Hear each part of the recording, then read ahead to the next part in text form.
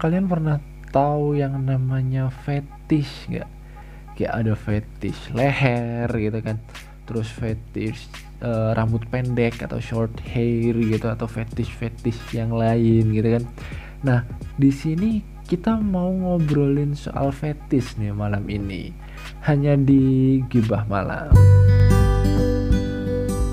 Gibah Malam, obrolan malam yang bikin kalian gak bisa tidur.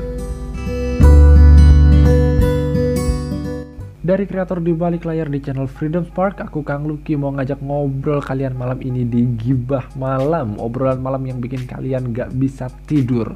Bukan karena takut, bukan karena horor, tapi karena kalian baper sama obrolan kali ini.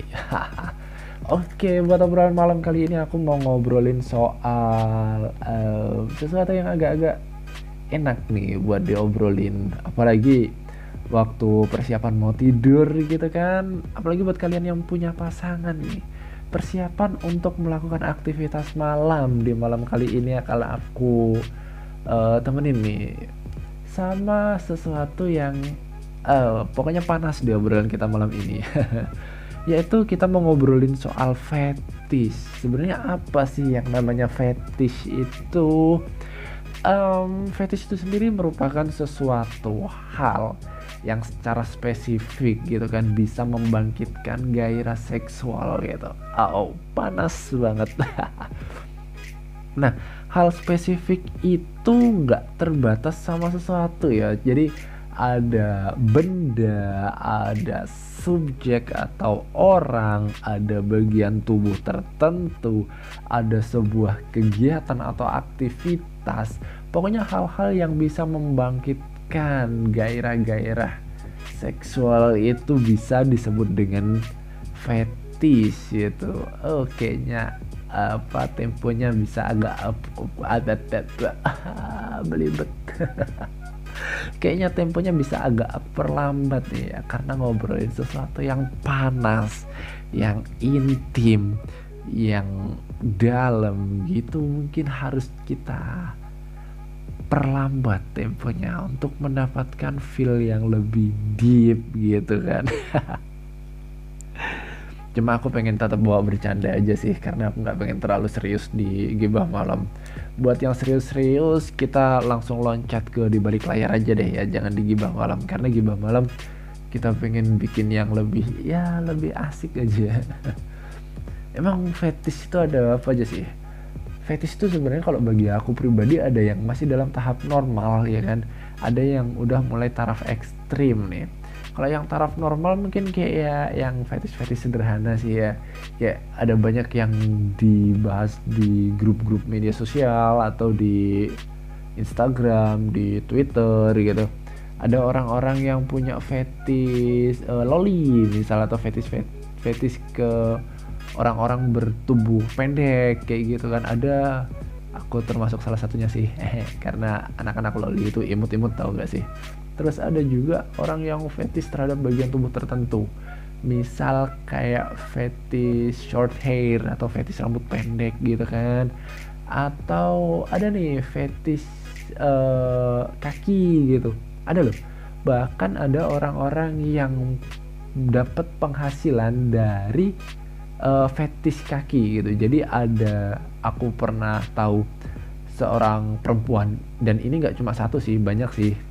Ini perempuan yang mereka punya kaki yang bagus gitu kan.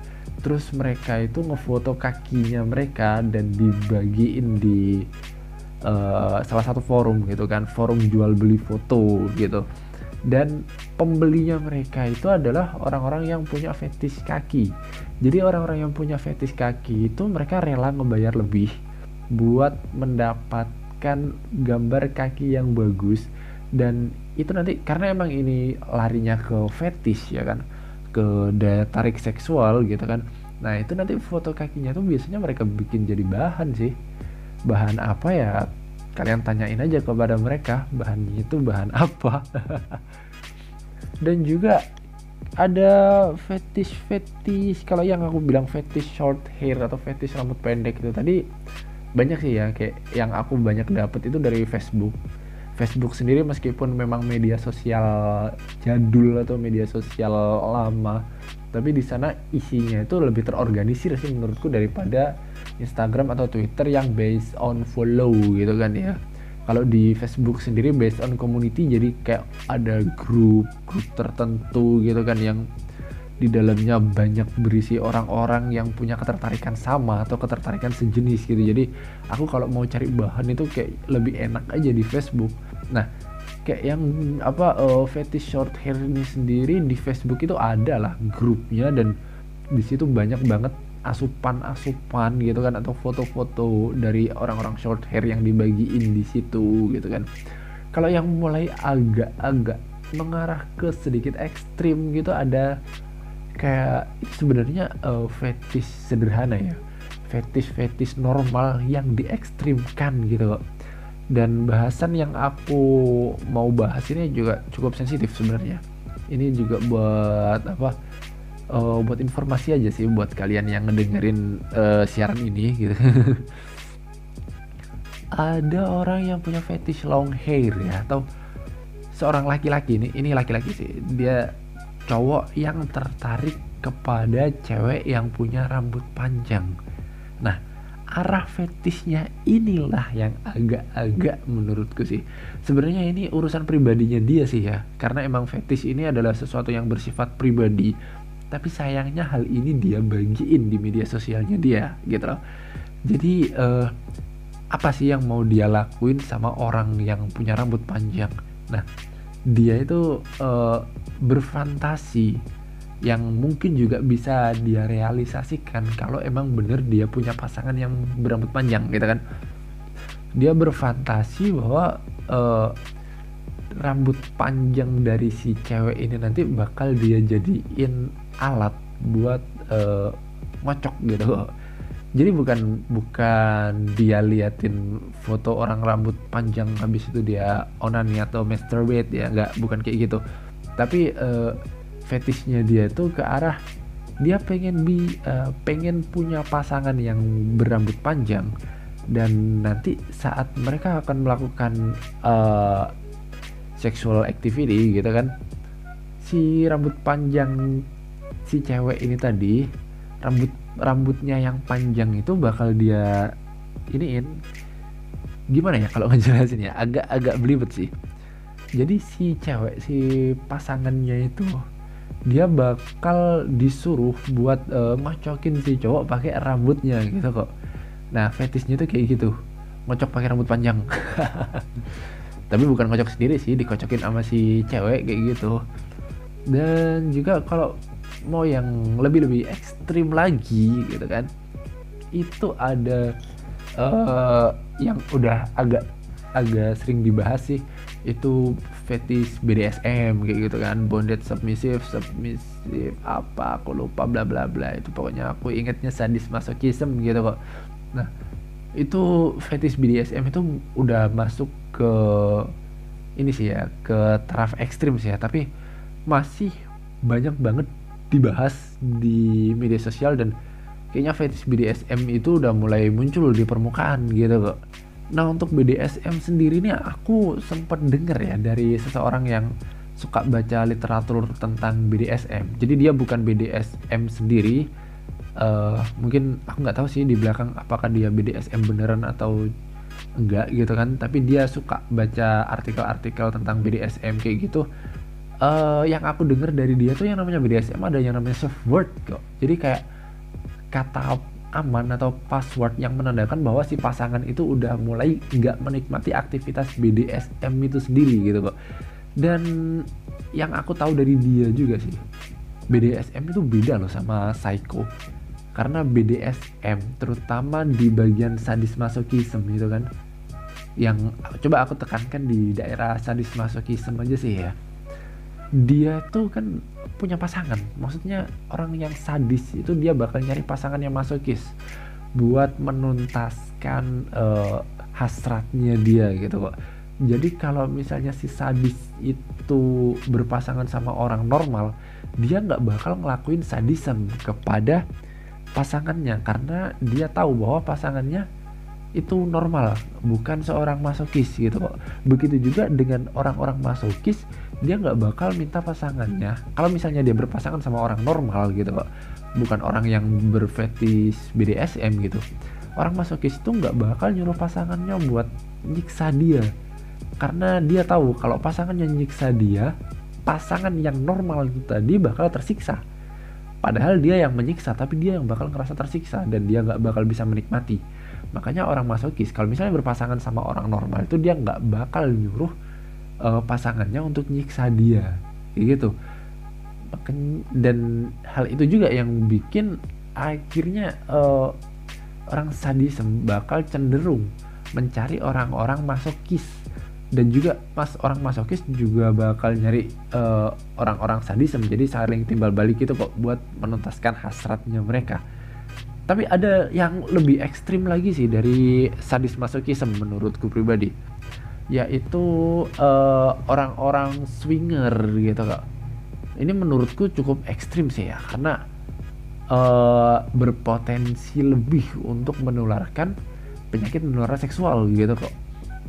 Aku sempat join di salah satu forum underground ya, forum-forum yang isinya cukup ekstrim, dan di situ aku baca-baca sesuatu yang menurutku lumayan sih ya. Yaitu kayak ada orang-orang yang punya fetish threesome kayak gitu kok. Bahkan di forum itu dia menawarkan diri kayak gini, hey, ini kita adalah pasangan menikah, kami adalah pria dan wanita, dan kami itu kayak gini. Nah, mereka ngejelasin tentang pribadinya mereka. Habis itu di bawah mereka tulis, kami sedang mencari laki-laki atau perempuan untuk menjadi pasangan threesome kami, kayak gitu. Jadi mereka memang benar-benar terbuka di forum itu bahwa fetishnya mereka emang threesome gitu. Dan juga ada swinger. Jadi swinger itu kayak gini, di forum itu juga ada sih. Jadi kayak kami pasangan suami istri, kami itu kayak gini. Kami mencari pasangan suami istri lain yang mau kita ajak buat bertukar pasangan. Jadi swinger itu kayak dua orang pasangan ya kan, cewek cowok, jadi 4 orang, 2 pasang. Itu nanti mereka bertukar pasangan. Jadi suaminya si A bakal main sama istrinya si B, dan suaminya si B bakal main sama istrinya si A. Dan mereka ada yang namanya soft swing, ada yang namanya hard swing gitu kok, yang aku tahu. Nah, soft swing ini sendiri mereka bakal main sembunyi-sembunyi. Jadi maksudnya emang mereka tahu lah ya, mereka bertukar pasangan, tapi mereka bermain di kamar sendiri-sendiri, di kamar masing-masing gitu kok. Dan ada yang namanya hard swing. Hard swing itu mereka main hadap-hadapan gitu kok. Jadi ada saat A dan B itu tukar pasangan, mereka mainnya di depan masing-masing gitu, dan bisa jadi di tengah permainan itu mereka tukeran lagi sama pasangannya masing-masing. Jadi kayak awalnya mereka saling main sama pasangannya sendiri-sendiri, tapi saling lihat-lihatan gitu kok. Di depan A sama B itu saling lihat-lihatan. Nah, di tengah-tengah permainan si A sama si B ini saling tukar pasangan. Jadi si suaminya A main sama istrinya B dan sebaliknya kayak gitu kan, saling main. Di tengah-tengah permainan mereka bisa bertukar lagi. Di depan ini mereka saling terbuka di depannya masing-masing gitu kok. Jadi bukan di kamarnya sendiri-sendiri. Nah, kayak gitu yang namanya hard swing, dan aku tahu hal itu dari sebuah forum underground sih yang wah isinya lumayan. Dan ada juga nih, ada satu fetish yang menurutku ini kalau dibilang aneh ya emang aneh sih ya. Dan lumayan kalau dijelasin. Jadi ada satu orang pasangan suami istri gitu kan. Fetishnya dia bisa dibilang threesome sebenarnya, tapi kalau tarafnya udah cukup parah ya threesome-nya itu tadi. Jadi ada seorang pasangan suami istri, dia open di situ. Dia bilang bahwa kita nyari cowok, bukan cewek, kita nyari cowok buat threesome gitu. Jadi nah, dan di situ diceritain sih, dia cerita bahwa rules-nya itu kayak gini waktu threesome. Aku bakal ngeliatin kamu main sama istriku. Habis kamu main satu permainan, just please come inside my wife, and then aku bakal nerusin gitu loh. Jadi saat kamu si cowok itu main sama istriku, aku liatin dan kamu keluar di dalam gitu kan, dan aku minta kamu buat keluar di dalam, aku bakal main dengan istriku dengan bekas sperma kamu yang masih ada di dalam vagina istriku itu tadi. Dan aku emang bener-bener terangsang saat ngeliat vagina istriku ada bekas sperma cowok lain gitu kok. Itu aku denger ceritanya kayak, wah anjing, nih orang udah mulai sakit nih kayaknya. Tapi kita nggak bisa loh nyalahin orang yang punya fetish kayak gitu, karena fetish itu adalah urusan pribadinya masing-masing orang gitu kok, yang emang bener-bener nggak bisa disalahin yang namanya fetish itu. Tapi kalau menurutku pribadi memang ada sih ya fetish yang udah mulai nggak sehat, dan saat seseorang udah punya fetish kayak gitu kayaknya ini deh udah mulai harus didiskusikan atau dikonsultasikan ke psikiater atau psikolog gitu kok, karena emang udah arahnya itu udah mulai nggak sehat gitu loh men. Ada juga nih yang ekstrim banget, bahkan yang aku tahu itu ada yang namanya nekrofilia gitu kok, orang-orang yang punya kelainan atau punya fetish buat berhubungan badan sama mayat. Jadi ya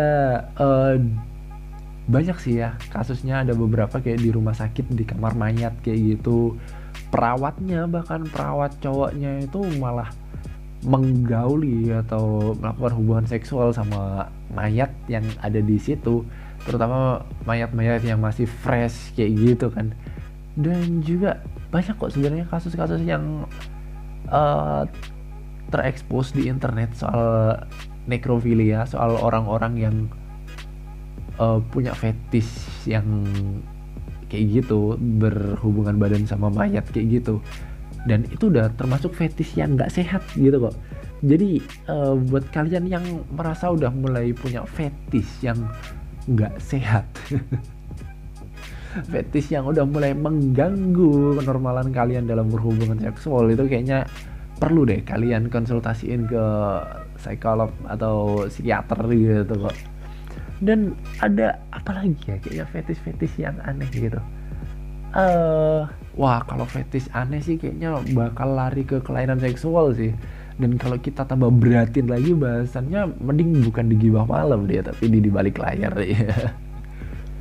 Terus ini deh, kita coba balik ke bahasan ringan-ringan aja sih.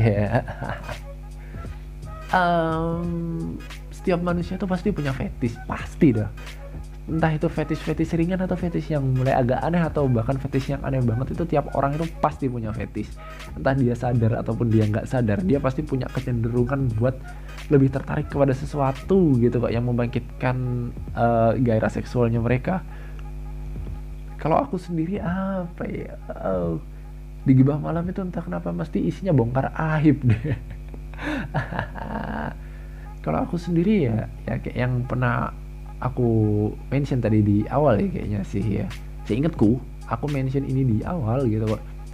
Aku fetish sama cewek-cewek yang pendek gitu kok, yang secara tinggi mereka ada di bawah 150 gitu. Tapi beda ya sama pedofil ya. Pedofil itu orang yang punya fetish ke anak kecil. Sedangkan kalau aku lebih ke cewek pendek. Jadi bukan anak underage atau bukan anak-anak di bawah umur, tapi aku suka aja sih sama anak-anak yang pendek karena mereka terlihat imut gitu kok. Tapi tetap sih aku bakal nyari orang-orang yang udah berusia legal, seenggaknya udah di atas 21 gitu kok. Jadi mereka udah punya tanggung jawab sama badannya dia sendiri, sama dirinya dia sendiri, sehingga dan secara fisik mereka juga udah siap gitu kok buat buat berhubungan kayak gitu kan. Jadi itu nanti ya nggak bakal kena pasal lah. Salah satu alasannya emang aku menghindari pasal sih, pasal-pasal perlindungan anak dan perlindungan perempuan sih.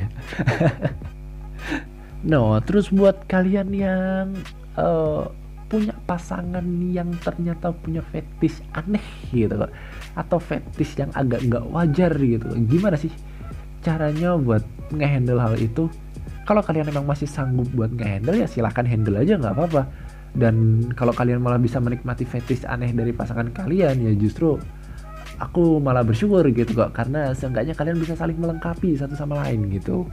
Tapi kalau emang kalian udah mulai nggak bisa ngehandle, kayaknya kalian perlu komunikasiin deh sama pasangan kalian gitu kok. Dan kalau emang udah mulai ini ya, udah mulai nggak terkontrol nih fetishnya, kalian bisa mulai konsultasi deh sama orang-orang yang lebih ahli soal hal itu. Nggak mungkin kan kalau kalian udah saling sayang, udah saling cinta, udah saling nyaman, terus gara-gara fetishnya dia yang aneh, habis itu kalian pisah, kalian tinggalin satu sama lain, kan nggak lucu gitu loh, nggak seru gitu. Siapa tahu kalau ternyata dia emang bener-bener satu-satunya jodoh kalian, gimana ya? Masa iya kalian nggak bisa menerima fetish yang aneh itu tadi? Tapi kalau emang kalian malah ngerasa terpaksa buat menerima fetish itu tadi, juga nggak baik juga buat hubungan kalian. Jadi emang kalau punya fetish yang aneh dan mulai nggak bisa dihandle, aku rasa harus dikomunikasikan lah satu sama lain biar nanti ke depannya itu sama-sama enak gitu Pak. Karena kalau bisa dikomunikasikan dengan baik, itu nanti aktivitas mantap-mantap kalian itu bakal jadi lebih mantap gitu loh. Dan aktivitas enak-enak kalian itu nanti bakal jadi lebih enak. Oke, kayaknya asik banget sih ya ngobrolin soal fetish malam ini. Meskipun di tengah-tengah tadi kayaknya bahasannya udah mulai agak-agak ekstrim-ekstrim gimana gitu kan, tapi ya kita bawa asik aja deh ya. Oke, jadi siaran ini nggak hanya spesial di Spotify atau di Anchor, tapi juga bisa kalian nikmati di YouTube. Jadi buat kalian yang eh, suka nih buat dengerin siaran tapi handphonenya ditinggal kalian sambil aktivitas lain gitu kan, sambil nyapu, sambil kerja, atau sambil persiapan mau aktivitas malam sama pasangan gitu, kalian bisa lah ya nonton ini di channelnya Freedom Spark di YouTube. Tapi kalau misalnya kalian lebih suka nonton atau dengerin siaran ini sambil kalian utik-utik handphone, sambil kalian itu main medsos, sambil kalian itu browsing artikel yang aneh-aneh kayak gitu, kalian bisa kok dengerin siaran ini di Anchor.fm atau di Spotify, karena kita juga bakal ada di sana gitu.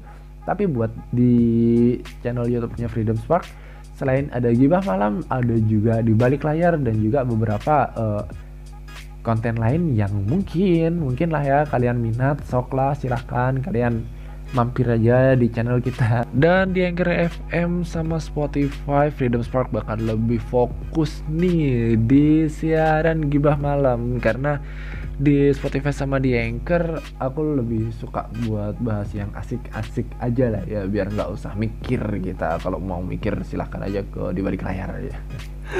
Oke, itu aja kalau gitu dari aku. Terima kasih buat kalian semua yang udah nonton. Aku Kang Luki dari Freedom Spark. Jangan lupa bersyukur.